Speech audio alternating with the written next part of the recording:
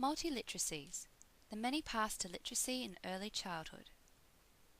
The increasing importance of technology in daily life requires early childhood educators to rethink literacy pedagogies for the digital age.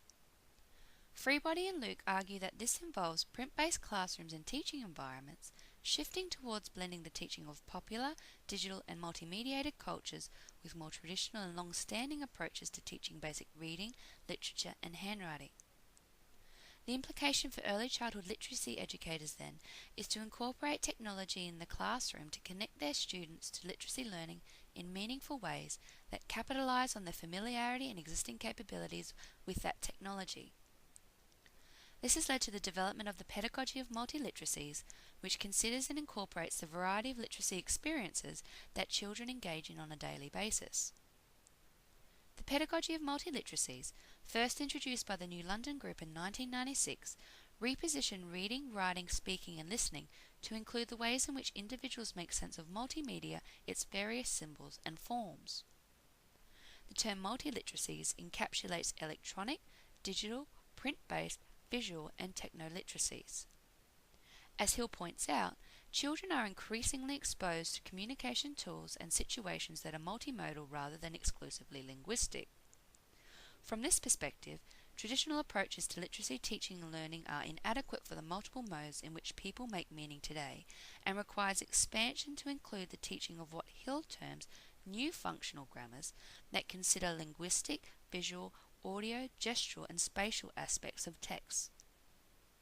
In the Australian curriculum English, the importance of multiliteracies pedagogy is evident. The Australian Curriculum Assessment and Reporting Authority, ACARA, defines literacy experiences as involving students in listening to, reading, viewing, speaking, writing and creating oral, print, visual and digital texts and using and modifying language for different purposes in a range of contexts. The imperative for incorporating multiliteracies in an ever-changing digital world is clear. The challenge, then, is for educators to incorporate this in the classroom. In multiliteracies pedagogy, learning is situated in children's experiences with the teacher explicitly instructing students in the metalanguage of texts. The cultural context of the text is explored before students themselves apply this knowledge to new contexts. Learning episodes incorporate a variety of multimodal texts that value and draw on children's diverse social and cultural experiences, home and community literacies, and familiarity with popular media. As Luke and Freebody have noted, successful literacy learning relies heavily on access and apprenticeship into institutions, resources, discourses, and texts. This includes texts that are digital and multimodal in nature.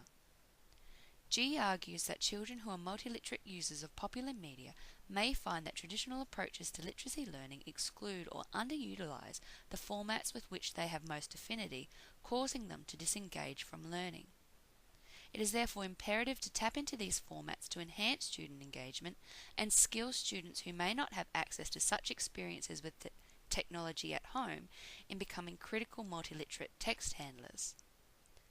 Educators can no longer rely on print-based approaches to literacy teaching and learning, nor is it appropriate to overlook the overwhelming influence technology has on people's daily lives.